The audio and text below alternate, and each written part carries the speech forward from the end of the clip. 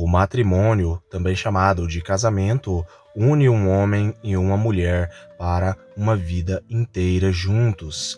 Neste vídeo eu estarei falando a respeito das origens bíblicas do casamento semítico antigo. Eu estarei falando sobre o casamento primordial bíblico e o casamento semítico antigo, ao qual os antigos semitas faziam. Então eu peço que deixem os seus likes e também os seus comentários, se inscrevam no canal, compartilhe para outras pessoas que têm curiosidades de descobrir as origens antigas do casamento bíblico, o verdadeiro casamento bíblico, semítico antigo, judaico, árabe e muito mais. Por isso eu peço para você que deixe o seu like, o seu comentário e compartilhe.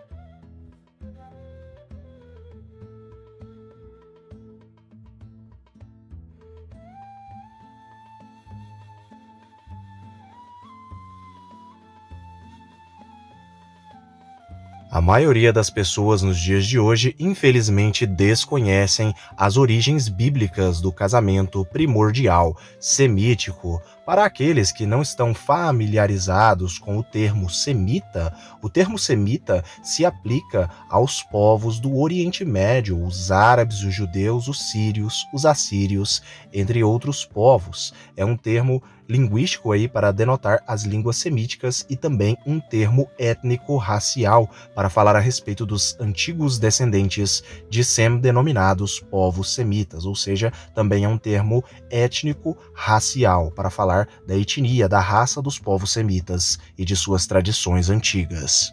No antigo Oriente Médio, existia uma variedade diferente aí de práticas de casamentos, de matrimônios, em diferentes tipos de povos semíticos, povos de mesma origem. Cada um deles tinha ali um tipo de casamento. Porém, os tipos de casamentos mais comuns e reconhecidos até os dias de hoje consistiam em cerca de 3 matrimônios, 3 tipos de casamentos. O primeiro casamento por acordo, o casamento por acordo, existia também o casamento por captura e o casamento chamado e denominado de mahar, casamento por herança, e também mutar, ou casamento temporário. Começando a falar primeiramente a respeito do casamento por acordo, a razão dos casamentos intertribais era garantir a proteção e a posse dos filhos que o casal produziria. As mulheres, em alguns casamentos intertribais, tinham mais liberdade e mantinham o direito de despedir ou divorciar-se dos seus maridos a qualquer momento. Isso poucas pessoas sabem nos dias de hoje. As mulheres, elas tinham rituais precisos que usavam para avisar os maridos da demissão, como por exemplo este: se moravam em uma barraca, elas viravam-na de modo que, se a porta dava para o leste, agora ficasse para o oeste, e quando o homem visse isso, ele sabia que estava dispensado e, no caso, não entrou. O segundo tipo de casamento antigo semítico era o casamento por mahar. O casamento por mahar era basicamente a prática do casamento padrão, o casamento real, ou simplesmente o casamento normal. Esses casamentos, eles consistiam no pagamento de uma quantia pelo noivo ou pai do noivo à noiva, indicando que ele é capaz de sustentá-la financeiramente após o casamento. Mahar, para casar com eles, mahar é muito importante no casamento islâmico até nos dias de hoje. Allah, ou El, ou Elohim, usou a palavra feridar para isso. Significa algo fixo, decidido e obrigatório. Os antigos semitas, eles viam o casamento como algo obrigatório para todo o homem, e o homem, se ele não tivesse uma mulher, ele não era um homem completo. Além do casamento padrão, também existia uma outra forma de matrimônio chamada de casamento por captura. Muitas vezes, ocorrido em tempos de guerra, o casamento por captura ocorria quando as mulheres eram levadas cativas por homens de outras tribos e colocadas no mercado de escravos de Meca e de outras regiões também do Oriente Médio antigo, não só da Arábia Saudita, mas também da Síria, da Assíria, entre vários outros lugares. Quando tribos árabes antigas ou tribos arameias antigas entravam ali numa briga e às vezes acontecia discussões, acabavam acontecendo tais coisas. E então, nestes mercados aí de escravos, essas mulheres eram vendidas para casamento ou simplesmente para escravatura. Nos casamentos cativos, os homens compravam as suas esposas e, portanto, tinham total controle sobre elas. As mulheres, nesses casamentos, não tinham liberdade e eram obrigadas a seguir as ordens do marido e também, obviamente, de ter filhos. Essas mulheres tornaram-se propriedade dos seus maridos e não tinham direito ao divórcio. Muitas pessoas acham que no Oriente Médio, na Antiguidade, era só esse tipo de casamento, só o casamento por captura, porém isso é uma mentira. Como já dito, existiam mais duas outras práticas de casamento antigo no Oriente Médio. O casamento judaico antigo, ele teve várias modificações ao longo do tempo, visto que ele veio aí das tradições semíticas antigas da Mesopotâmia, assim como os outros povos semitas antigos, ou seja, o casamento de Abraão, de Isaac, de Jacó, dos 12 filhos aí de Jacó, e assim por diante, dos israelitas dentro ali do Egito, quando eles se multiplicaram, eram segundo as leis mesopotâmicas. Por exemplo, o casamento judaico, ele segue as leis e tradições judaicas, embora as cerimônias de casamento elas podem variar as suas características de um casamento judaico, existe aí a Ketubá, que é o contrato de casamento, que é algo que foi colocado aí, não na antiguidade, mas apenas por um rabino aí anterior à época de Jesus, não é algo da época de Moisés ou da época de Josué, não existia isso na Bíblia na antiguidade, o Ketubá, o contrato de casamento, que no caso o Ketubá ele é assinado por duas testemunhas.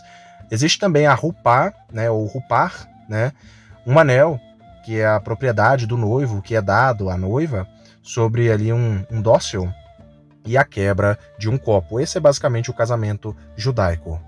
Falando um pouco mais a respeito do casamento hebreu primordial, que é o casamento semítico, nós podemos ver aí o matrimônio aí, e a inculturação aí dos descendentes aí de Abraão e do próprio Abraão, a tradição semítica da Mesopotâmia. Os episódios das relações conjugais de Abraão com Sara e Agar e Quetura, e de Jacó com as suas várias mulheres, as suas duas esposas e suas duas concubinas, refletem o direito matrimonial antigo vigente na Mesopotâmia e na Palestina nos tempos patriarcais.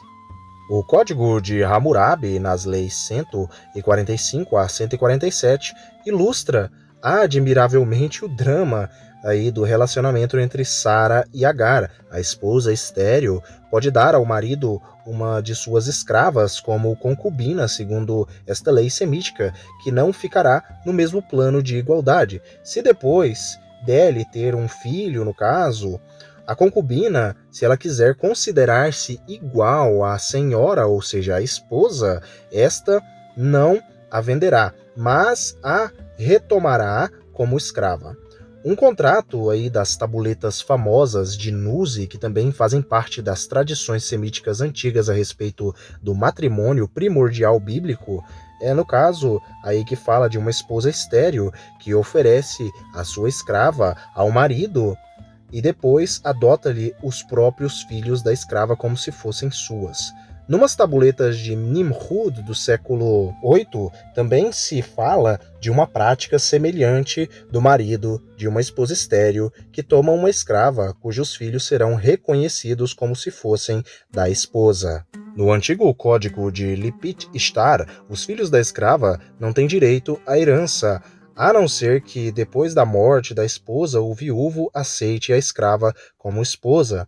As leis assírias antigas Os filhos das concubinas têm direito à herança. Se a esposa não teve filhos, nesse caso são considerados seus filhos legítimos, no caso, os filhos das concubinas. Na história de Jacó, os filhos das escravas concubinas chamadas ali de Bila e Zilpa são considerados como os mesmos direitos que os filhos de Raquel e de Lia, ou seja, nós temos aí uma inculturação mesopotâmica das leis semíticas aí dessas duas mulheres arameias, que são Bila e Zilpa, que são duas mulheres arameias. Seus filhos, que são filhos de Jacó, são considerados filhos de Raquel e de Lia, ou seja, são considerados filhos reais ali de Jacó e não filhos bastardos. Conforme está descrito na lei semítica de Eshnuma, um homem ele pode comprometer-se a trabalhar para o outro homem durante alguns anos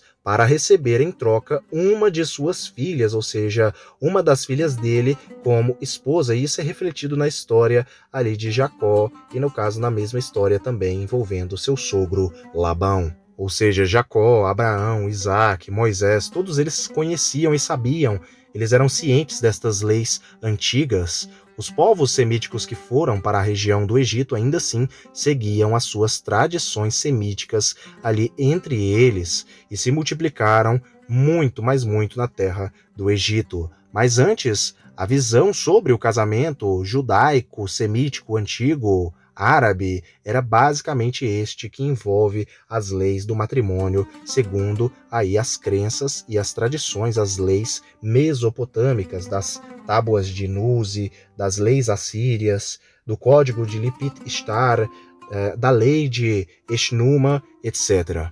Na antiga Assíria e também em Nuzi, a adoção era um costume muito generalizado entre os semitas. Quando alguém não tinha filhos, ele podia adotar um escravo como herdeiro. Contudo, se depois o adotante viesse a ter filhos, o adotado perdia seus direitos de herança. E o adotado ele só herdava os bens de seu senhor ou de seu pai adotivo se ele fosse do mesmo povo a qual este homem que o adotou pertencia. Curiosamente, nós vemos algo semelhante nas Sagradas Escrituras quando Abraão se questiona com o próprio Deus: por acaso Eliezer, o sírio, ou Eliezer, o arameu, herdará tudo o que tenho? Visto que Eliezer era o seu mordomo, um de seus servos, e ele, no caso, tinha Eliezer como se fosse um de seus filhos. Se Abraão não tivesse filhos, e se, no caso, Eliezer não herdasse tudo o que Abraão tinha, no caso, Ló herdaria tudo o que ele tinha, como era o parente mais próximo que Abraão tinha, ou até mesmo os filhos de seu irmão mais velho, no caso, Naor. Nas leis semíticas antigas assírias, o primogênito ele recebe uma parte dupla com relação aos demais irmãos dele. Esta prática ela também era praticada nas tabuletas de Nuzi, as quais Abraão eram seus dias, ou contemporâneas a Abraão. Os textos de Nuzi mencionam exemplos de primogênitos que venderam curiosamente o seu direito de primogenitura. Isso nos lembra, inclusive, um texto bíblico. O texto de Ras Shamra fala que uma mãe viúva ela podia escolher qual dos filhos será o herdeiro principal. No texto de Ras Shamra também atribui-se o primogênito uma parte suplementar. A narração do episódio de Esaú e Jacó, no caso Esaú que vendeu o seu direito de primogenitura, ilustra muito bem esse contexto cultural semítico antigo ao qual os povos semitas primordiais seguiam, os patriarcas seguiam. No casamento semítico, a noiva ela se vestia com diferentes tipos de adereços, brincos, com maquiagem, com batom, com um véu muito grande em seu rosto, sobre a sua cabeça, com muitos e muitos adereços aí pendurados aí, com tiaras. Já o noivo ele vestia uma túnica mais simples, mas sem sombra de dúvidas era algo muito belo de se ver. A noiva chamava muito a atenção de todos quando a viam chegar. Curiosamente, não existia um contrato, por assim dizer, no casamento semítico antigo. Os contratos, como nós podemos ver na tradição judaica de casamento, surgiram bem posteriormente. Porém, no tempo patriarcal não existia um contrato escrito, com testemunhas, como nós vemos nos casamentos atuais não judaicos, ou até mesmo no próprio casamento judaico, que tem, no caso, aí a ketubá, que seria algo escrito ali por testemunhas. Não existia isso nos tempos antigos. Nos tempos antigos, a visão semítica antiga sobre o casamento era que o homem, basicamente, quando ele se deitava com a mulher pela primeira vez ali, ele literalmente assinava o contrato, ou seja, a relação entre o homem e uma mulher fazia os dois casados, ou seja, quando o homem tinha a primeira relação sexual com a sua mulher, com a sua esposa, ali, basicamente, ele era o pincel e a mulher era o papel, ou seja, quando eles tinham a relação entre os dois, basicamente ali era assinado. Era essa a visão simbólica a qual os semitas viam e reconheciam que um homem tomou uma mulher para si, em aramaico, nishab atata, tomar mulher. Isso é refletido na tradição mosaica de Moisés, quando Moisés vai escrever as leis e etc. Quando um homem se deitava com uma mulher, quando ele não era casado com essa mulher, este homem, ele não seria morto ou apedrejado. Na verdade, ele deveria se casar com essa mulher e cuidar desta mulher com responsabilidade e com carinho e com respeito, visto que essa mulher, por conta de já ser tido tomada por um homem, ela não seria aceita por outros homens. Moisés, então, a punição deste homem era basicamente ter essa mulher como a sua esposa. E se ele fizesse qualquer coisa com ela, ele se daria conta da lei judaica antiga mosaica. Os casamentos semíticos primordiais, eles eram tidos aí, vistos com muita música, com muita bebida, com instrumentos típicos do Oriente Médio, com harpas, flautas, com derbaquês, com instrumentos de percussão, entre outras coisas. Muito além disso, o casamento, na maioria das vezes, ele era só permitido se os noivos, no caso, fossem de mesma origem étnica racial, se eles pertencessem ao mesmo povo. Os semitas antigos, eles eram muito rigorosos com mistura com outros povos. Eles repudiavam quaisquer misturas com cananeus, com egípcios e também com outros povos, como filisteus, etc. Nós podemos ver isso na Bíblia, nós podemos ver isso com Abraão, com Isaac, com Jacó, com aí a frase de não se casarem com mulheres cananeias, ou com mulheres etéias, ou com quaisquer outras mulheres que não sejam do mesmo povo, para preservar ali a etnia e a sua fé. Obviamente, quando uma pessoa era convertida ao mesmo Deus dos semitas, no caso, quando era fiel ao Deus de Israel, ao Deus de Abraão, no caso, ela poderia então se casar se ela fosse de outro povo ou de outra nacionalidade, como nós vemos Zípora, uma mulher cuxita, aí de ascendência africana, se casando com um homem semita da tribo de Levi, o próprio Moisés. Os árabes em todo o Oriente Médio, eles praticam muito o casamento entre primos, ou simplesmente o casamento consanguíneo entre parentes, primos de primeiro grau, de segundo grau.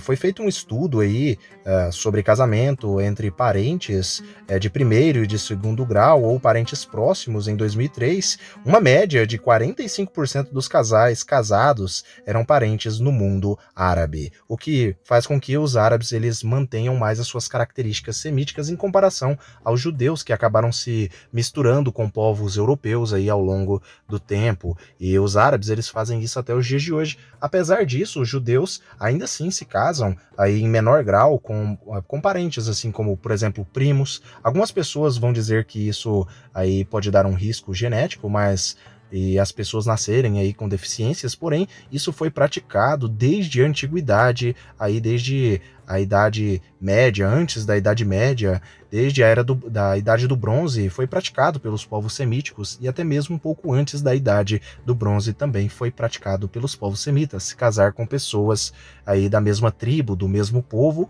para preservar a sua característica, a sua identidade étnica, racial do seu próprio povo, e isso é muito praticado ainda pelos árabes no Oriente Médio. Curiosamente, na Bíblia, quando nós lemos o livro do Gênesis, nós sabemos que o casamento foi a primeira instituição criada aí por Deus, pelo próprio Deus, na terra, para o homem. O casamento foi a primeira instituição, algo dado especialmente para o homem, porque o próprio Deus disse que não é bom que o homem ficasse sozinho, então ele fez para ele uma mulher, uma companheira, para estar com ele, pois ele se sentia ali ainda incompleto. Isso é dito no Antigo Testamento pelo próprio Deus e no Novo Testamento é dito pelo próprio Cristo Jesus. Por este motivo, o homem deixará seu pai e sua mãe e se unirá à sua mulher, e os dois se tornarão uma só carne. Eu espero que todos vocês tenham gostado deste vídeo a respeito das origens do casamento bíblico semítico antigo. Eu não trouxe todas as informações para vocês, até porque tem muito mais a se falar a respeito deste tema. Futuramente, se vocês escreverem nos comentários que querem uma parte 2 ou um vídeo mais uma vez sobre as origens dos casamentos antigos da Bíblia, eu estarei trazendo para todos vocês com mais e mais informações.